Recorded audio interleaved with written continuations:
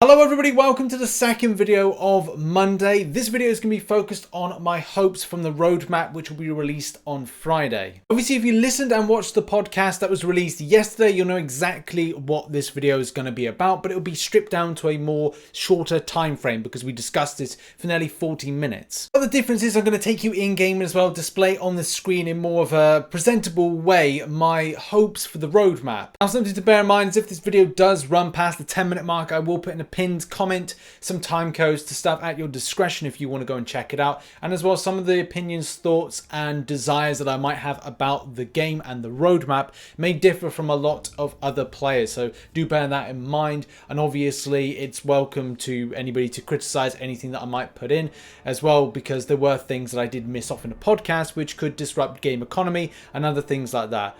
So I'll try and keep it short and sweet, but let's get into this. So generally, there's a lot of things in game I'd like to see improved. I think I'd like to see content made fairer, and it's difficult to get that point across, but when I say fairer, it's really the example of the champion boss fight. Two things with that. The first thing being that the nodes that apply when it comes to things like no retreat and taking down certain sectors in order to make sure that if there's a fight where you're desired to swipe back, that you do not get punished by unavoidable damage. And as well, obviously, the difficulty of the fight when it comes to the last 10%. I've had issues when it comes to dexterity pinging off prowess and therefore getting the fight just kind of working in a normal sense. And maybe that's down to skill level, possibly, but I feel each time that I have fairly swiped away and had to change my whole dynamic in order to pick up that dexterity. But more on that when it comes to story mode. I'd like to see support ticket systems be improved with people with more in-depth knowledge and also understanding people's plight, and that's one thing I think that's a lot of people would agree with, the customer service side of things. Not to mention being honest when it comes to devices being effectively running the game. And I understand that Kabam have the big table of many devices, but at times it's not really a case that that is taken into consideration, with many devices not actually running the game smoothly. There's also other things I'd like to have a look into, like the response time with AI and the way that it dramatically changes and has dramatically changed over the years. From the way that you could be going at an enemy when they are passive and therefore they go for a dexterity. I understand AI is meant to be kind of like quite aggressive, or it's meant to be responsive, but at the same time it can cause much more issues and stress when you're trying to kind of go at an intercept, and when it seems like it's okay and fine, the enemy champion swipes back. And also taking into consideration, people with lesser quality broadband or even like data, because a lot of times players have to play when on the move, on the go, and they don't have access to better internet connection, leaving for a very, again, stressful and unenjoyable time with the game. Solo events change when it comes to the grind, extensive grind, and also the rewards that come back from it, and also increase the friend list to 100, and deals looking at aspects of monetary spend and how much more of a, say, an unfair kind of bias to how the rich get richer and the kind of free to play don't really kind of match up to that on the grind. Obviously, there's a lot in that Kabam may not be able to facilitate. But when it comes to things like the deal side of things, that's the problem point. That's the pain point. We're at a stage at the moment when it comes to the spend. And you look at this when it comes to like buying a deal and what you get back from it. Yes, if you spend 3 Odin's worth, you effectively buy yourself a console, which you can get games for free. Not completely that's the case. There are some kind of restrictions to that. So maybe it's a case of going, okay, well, I could buy 4 Odins and get a couple of games with it if you're thinking about buying a console. And what does that really do? What does all those units do? Does that 12,000 units get me something in particular? Does that get me through a lot of content, depending obviously on skill level? Does it get me a load of crystals? Does it give me value back from that? And I think that's one of the things to point out is that, yes, if you spend, how much do you spend in order to get value back from it? When I've bought featured Cavaliers in the past, I haven't felt that I am getting the value back from what I've spent. And that's just a personal opinion. But the fact is, could it be more to the game economy by overspending? Could it be a case I create more of a divide between myself and a free-to-play player? Being a mid-spender, I would kind of classify myself as, because I don't spend extensively, but I'd have spent in the past. So here's the thing, when it comes to the other side of things, it's just about quality of life, a little bit of customer support. That's something that needs to be looked into. Solo events just need to be taken into the consideration of what they actually do for the player and the grind to get them. And yeah, you know, I could be grinding away in Arena and grab myself hero use. I could be using my 6 stars in something like Road to Labyrinth, but at the same time, is that really of value for me? Because again, value in game based on time grind is another thing. Quality of life improvement, that's essentially what we're coming back to. And the amount of times I get asked about kind of adding more friends to my list, I'm at 50, and I still get people saying to me, can I add you as a friend? Can I add you as a friend? And I'm like, I just physically can't add you as a friend. There are people on here I don't want to take off. Friends that I've made in game, friends that I've made in real life, alliance mates. And yeah, we've got things that work out of alliances, but then it's handy if I decide to go, right, I'm going alliance free, but I still want to talk to my alliance leader, then I've got that option. I don't tend to overly use the line app because it's just, I just can't take many, like I've got loads of pings, Twitter pings, Instagram pings, you name it, Discord. Like there's just so many different places that I'm being pinged all the time, so it's nice to kind of go, right, if I go in game, at least I can get back to a message in game, and that's obviously another way to contact. So that would be nice if Kabam were able to kind of increase that friend list. And there's so many other things as well. Okay, now on to special events. Now, this one has some stuff that I've kind of explained well enough, but haven't explained well enough in the podcast. And obviously, these are just mainly meant to be notes. But to kind of go further on them and talk about them. First of all, alliance-based participation. I just think has been off for a long time. Yes, you've got Summoner Advancement. Yes, you've got the 3-day events. But I just don't feel we've got something else that's different that could be something that the Alliance works towards. And the idea of like having those target ops could be quite interesting to say as an Alliance, right? As an Alliance, and with dual skirmish, obviously, you know, gone, you could incorporate something new. Like if everybody ranks up a mutant character that the Alliance benefits in some way from like rank up target ops, or something like it involves crystal spending or specific crystal spending, or not spending, but kind of opening or popping crystals. Something that's a bit different than, you know, go and fight these kind of like all these villains and you just as you go, but something that's a bit more targeted, or something that's more kind of you're allied, alliance together, you're allied on a common thing in game. And obviously that would need further kind of looking into. Something when it comes to the side events as well, and new challenge that kind of incorporates something that, you know, got something that has, okay, well, if you got a bleed champion, if you take a bleed champion against something similar to something with the 6.3 nodes, but not as, say, restrictive, say as the Medusa fight, in that if you have a bleed champion, that there's bleed vulnerability here. Just those kind of like things that make it quite fun, and as well the incorporation of something that's maybe not swiping and tapping, kind of like the Grandmaster fight, in that you had to think a bit about kind of like, okay, well, take a hit, do a block, and evade. You know, those kind of dynamics, or something new to it. And obviously that would need further explaining. And alliance-based raids, which, you know, I thought we would be getting at some point, and I thought there would be a good idea to replace either Alliance Wars or Alliance Questing, but obviously it's just not the case. Yeah, sticking with Alliance Quest and Alliance Wars, like, I'm not going to bore people to death about my opinions and thoughts about both game modes. Obviously, there are going to be people that still like Alliance Quest as is from just a regular recurring thing. It's something that they don't have to worry too much about. They know their paths, they know their lanes, assignments, and those kind of things as well. I just feel that because something has been in the game for four years effectively, that is it something that could be great with an overhaul? Yeah, of course. It would be great to think that Alliance Quest has been changed totally different. I like some of Dan's points from the podcast yesterday, where it's reducing down things when it comes to pathing, and obviously that helps availability, which improves quality of life, and also with the increasing things of energy means that your champions are freed sooner. Therefore, eliminates the issue of champion availability for difficult content, which obviously is incredibly important. And Alliance Wars just needs to go, full stop. Alliance War Seasons needs to go, full stop. Every time there's something of what is thought to be an improvement, which we all know about,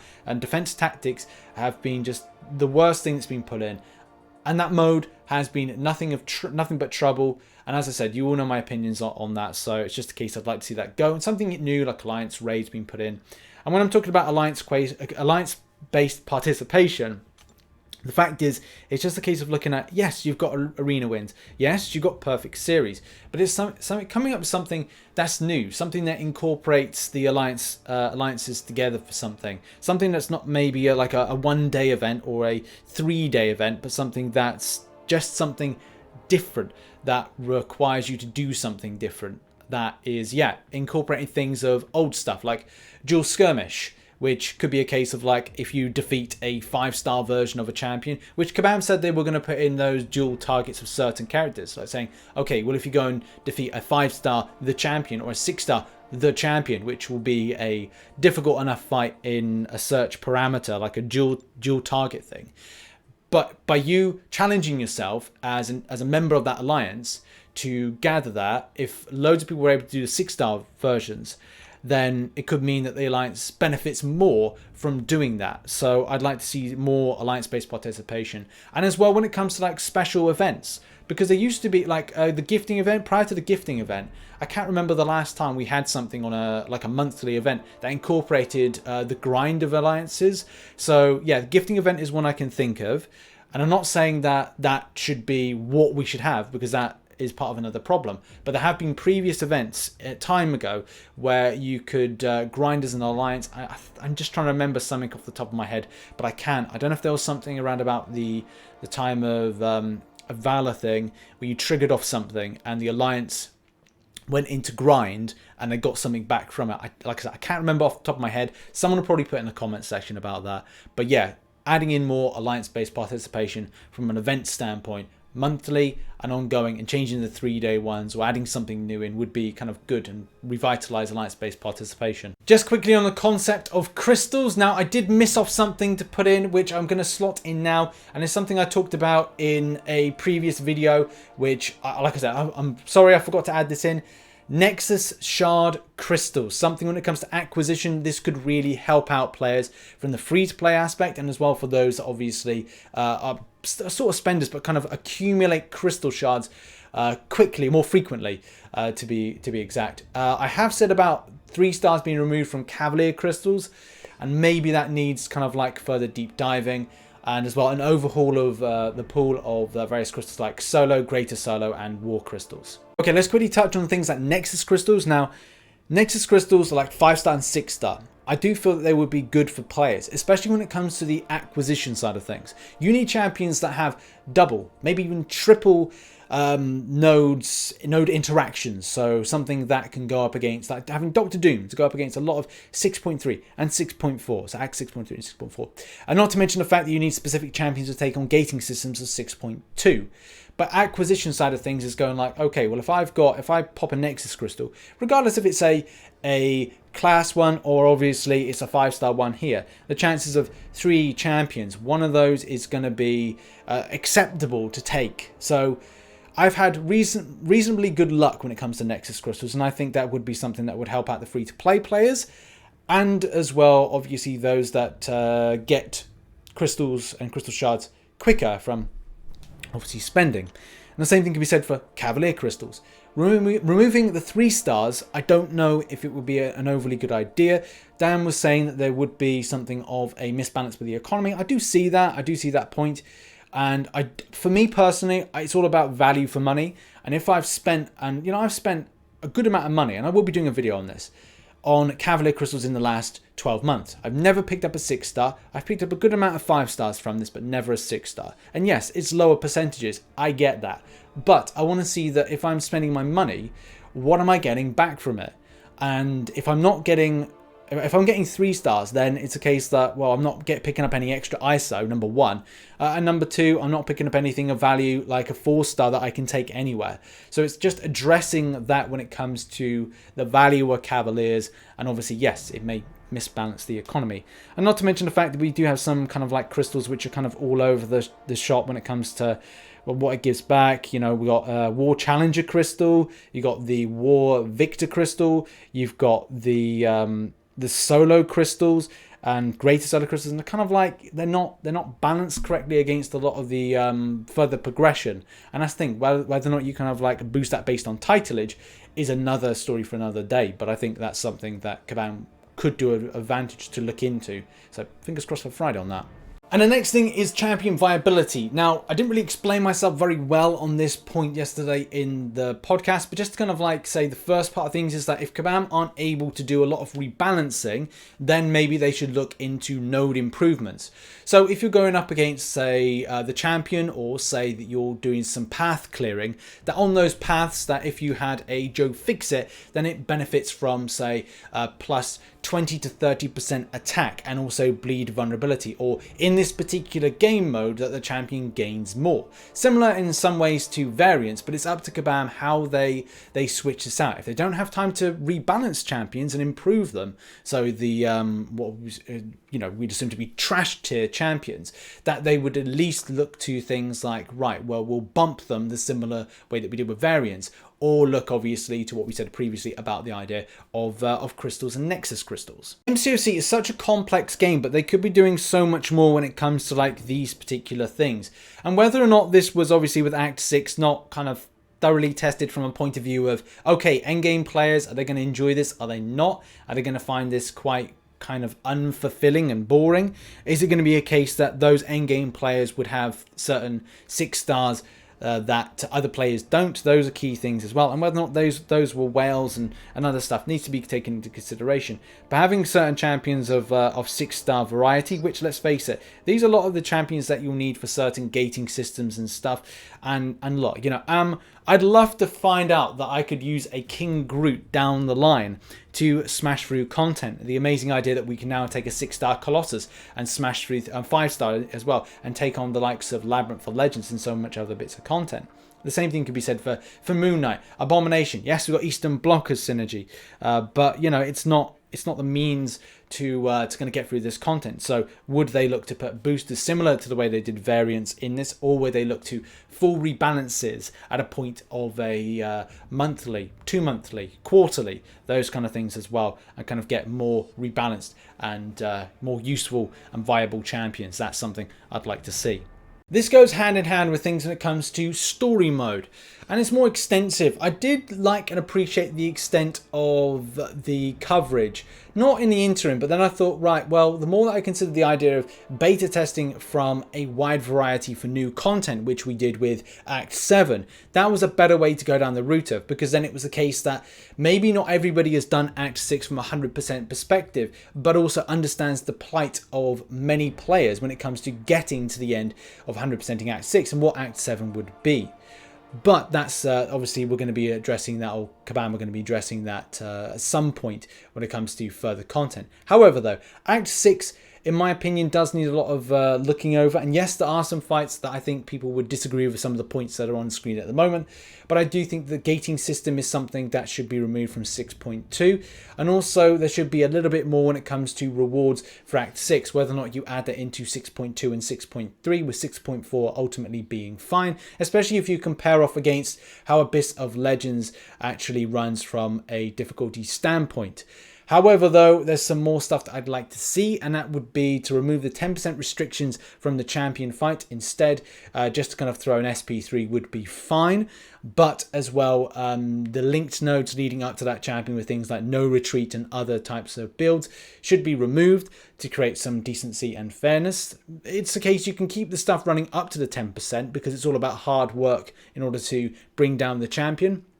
And let's face it, most champions are able to take the champion down to 10%. It's that final 10% that can be quite tricky for players. And also when it comes to like 6.3, I'd love to see that the over noding on certain champions be removed in some paths, especially ones that kind of serve as a double negative for your champion availability, and maybe you don't have the right champion to take down the full path without having to extensively spend on units, which is the thing about fairness that I think is vitally important to mention. However, though, when it comes to the final Grandmaster fight, that's ultimately fine. It's just there's 3 things that I would like to see. So from the champion build perspective, reverse controls I think is something that would be nice for it to be removed, just to make it a little bit more fairer. And look, like I said, there's nothing hugely wrong with that fight, but I do find that from a connection standpoint and where where we are currently being way off. We're not even close to a city. That if we have like a different experience of the game to many others. So I swear sometimes I've done certain things on the device, and it's just like, man, it's just not connected. Like the unblockable, like I'm like, I know this beam. This is like the Iron Man beam. And if it's not like that, then that's an issue to swipe back and then find eating it, which obviously messes up the things when it comes to the challenges and as well the way that the SP1 works.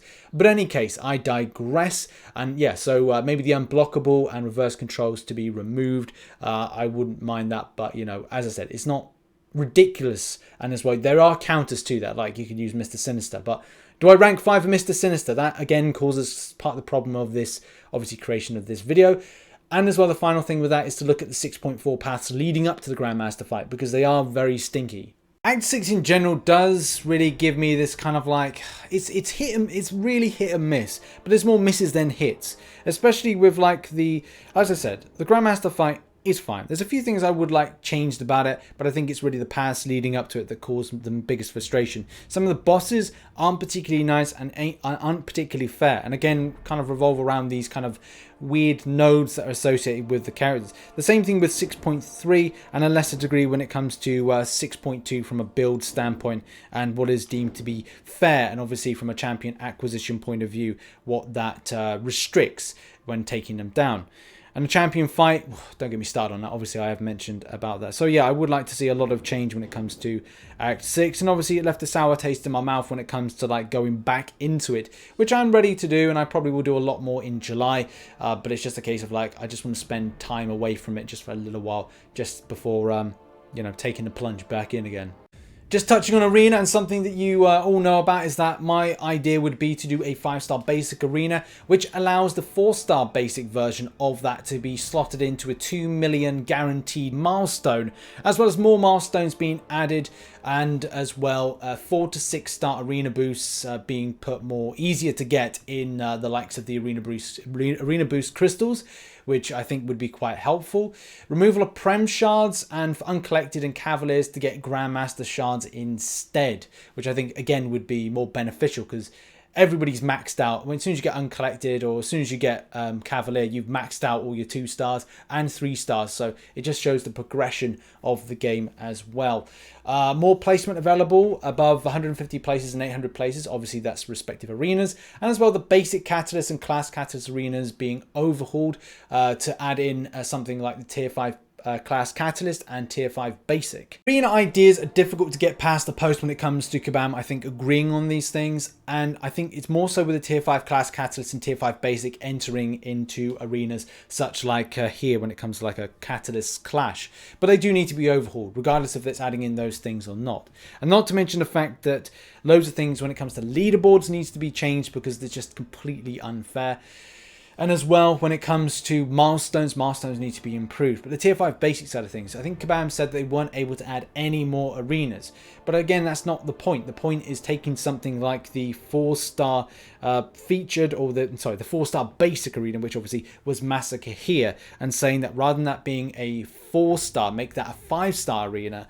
And then on things when it comes to the milestones that say 2 million, which obviously at the moment, and where the kind of it breaks down is, yes, at 1.5 you got this, but what if 2 mil was another milestone that then added in something where you instantly get the 4-star version of that champion, which, let's face it, most of the time players are shooting for that. Yes, it's a case that there'll be times where it goes for 3 million, but that again is like part of the solution to that, is that eventually that champion will be in a basic arena where 2 million will be enough to get it. So Doctor Doom, next time it goes into the basic, will probably be a case it will go for about 2 million, because maybe the game has moved on from there, those kind of things.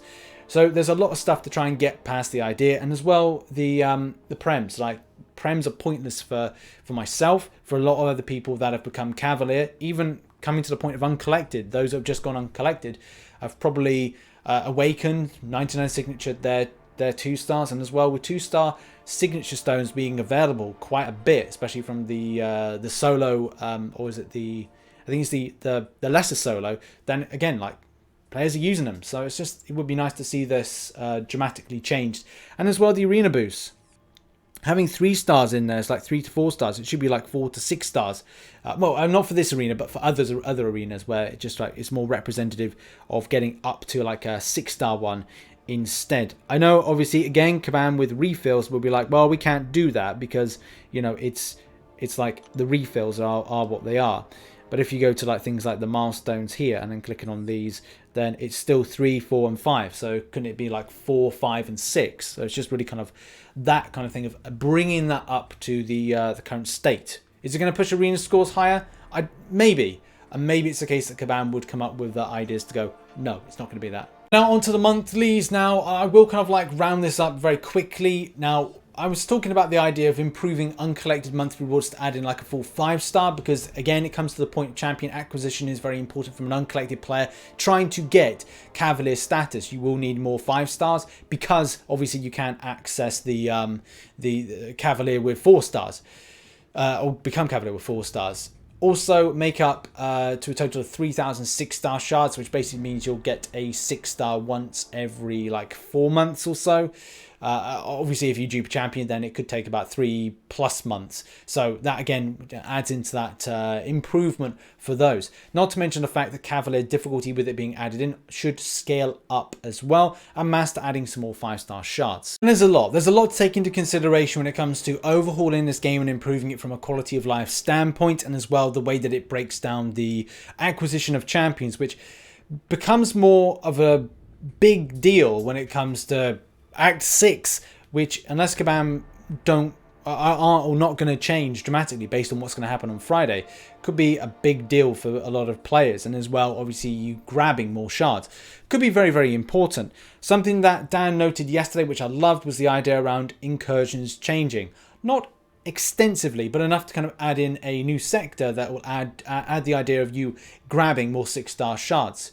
And obviously something from my perspective is seeing a complete overhaul to Alliance Quest and Alliance Wars, which obviously I've talked about. But I think the main scheme of things is just kind of add more ability to get champions with players, and as well reducing down the grind time that's required in order to acquire them. And the same thing could be really with rank up crystals or rank up gems, and as well rank up resources and gold and ISO, which obviously is a huge issue. Something that, you know, I may have come up with some good ideas in this kind of wish list, but also could have come up with some bad ideas as well. Either way, I hope this video hasn't gone on too long. Obviously, I'm going to do the edit now, so it could be a case this was a lot longer than I intended. The raw recording of it is 50 minutes, so hopefully I'm able to cut it down to at least be something more watchable. And as I said, I will put time codes in the comment section as well for you to check out if you wanted to.